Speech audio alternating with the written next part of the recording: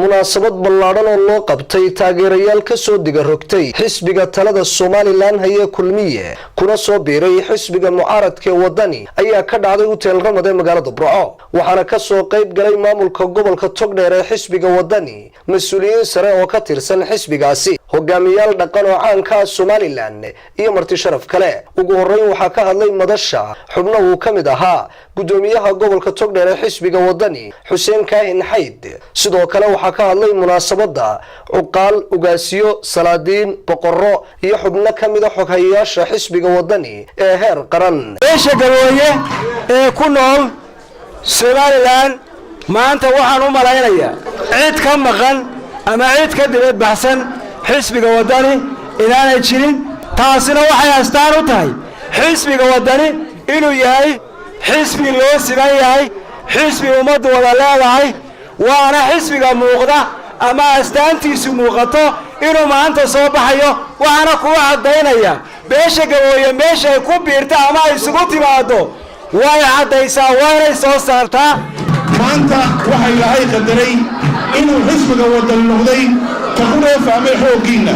inuu xisbiga Waddani noqday ka fahmay miisaankiina taageerayaal aan la mid ahayn kuwa la soo urursanayo waxa lagu xamay jiray la oran jiray in yaro shilmaada loo tuuriyo waxa naga go'an inaanu bedelno dadka maanta badbaadinaya ee dalka badbaadinaya garabka siinayana ee ilaahay aqbalayana waa inaka war madaxweynaha war jecelahay waa madaxweynaha qaranta waa madaxweynaha dalka wuxuu qabtay xusbidaanu diiday xusbida tulmiye waanu diiday waanu tabaxnay cadaalad daraanu tabaxnay marabno waxaanu halkan maanta mucaarad u noqday waxaanu yimid xaquuqdii dabooye martaan waayay xisbiga Waddani waa xisbi loo siman yahay guul baan leenahay waa xisbiga horumarka waa xisbigii midnimada waa xisbigii wada lahaanshaha ummadda Somaliland waxaanu aragnay xumaanta iyo cadaalad darrada iyo qoorsiga iyo takoorka uu ku hayo xisbiga kulmiye iyo xukuumaddiisu beelweynta gabooye waxaan ku ducaynay in ilaahay xisbiga Waddani ilaahay subxaanahu wa ta'ala soo saaro oo aanu ilaahay waafajiyo waxa uu ku balan qaaday duufaanta isbedel xisbiga mucaaradka ee Waddani ee beesha gabooye gaar ahaan lixda gobol degta wuxuu daliilu yahay ereyadii hasiimada ku ahaa jiritaanka mujtamaca gabooye ee muddada 26 sanadooda soo taxnaa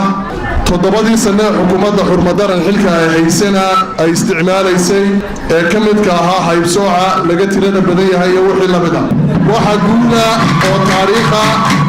in maanta ereygaasi meesha aad ka saarteen taas oo idaan xaq u helin oo la dulmiyay oo aan xukuumadihii isxigay midna aan ku baraarugin oo aan idin siinin roolka lahaydeen taasaa ka xanuun badan ta dhaqan ee uu soo jireenka ahaydba xisbiga Waddani wuxuu aaminsan yahay maan beelaha Somaliland bari iyo galbeedba inay xaq u wada leeyihiin oo ay yihiin muwaadiniin u siman khayraadka dhaqaalaha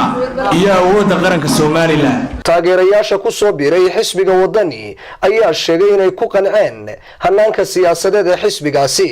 Caliboos TV Universal Burco.